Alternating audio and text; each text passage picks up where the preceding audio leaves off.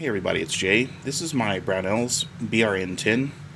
This is a reproduction of the original Armalite AR10, one of the very early production ARs. I just picked this up. We've put about 200 rounds through it, enough to make sure everything was functioning. BRN-10.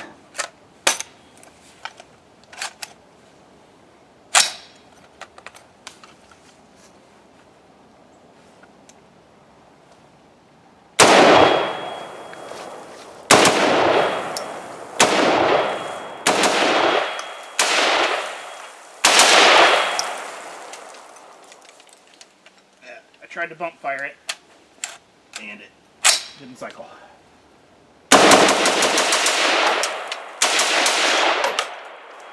That's better. But it, much like my BRN-601, which is the reproduction of the Colt 601, that was adopted by the Air Force, the first AR-15 put into active service. The color on the furniture is just a little bit off. And I'll flash up some pictures of what the original looks like compared to this one. And the reason why that is because this furniture is effectively like a dyed polymer versus being painted like the originals were. So like on my 601, I'm going to go ahead and strip this furniture off and I'm going to paint it.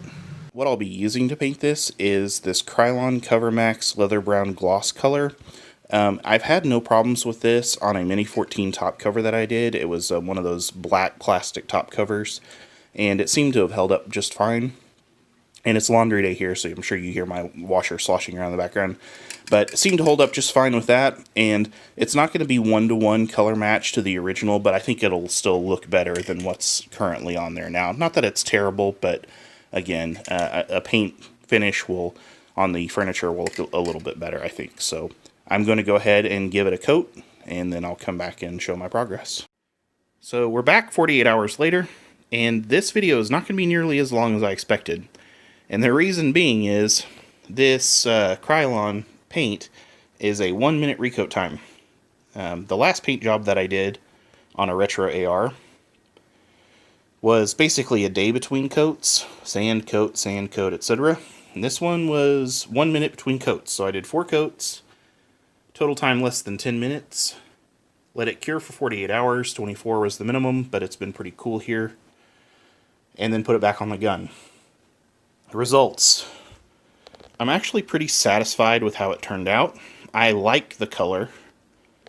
But I knew coming into this that it was not going to be a one-to-one color match with the original Sudanese contract AR-10s, which is what this BRN-10A is based on. Part of that is the original Sudanese AR-10s, their furniture was made out of a material that is no longer produced. So that's one thing. You're not going to get an exact match.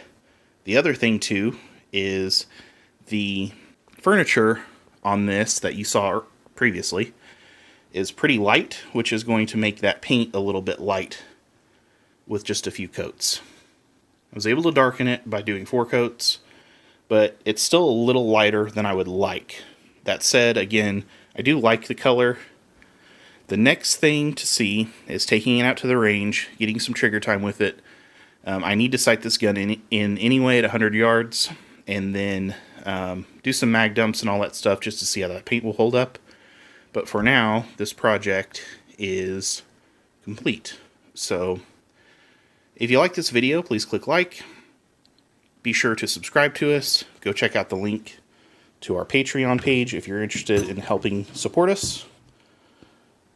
And in the meantime, this is Jay, and I will see you very soon again next time.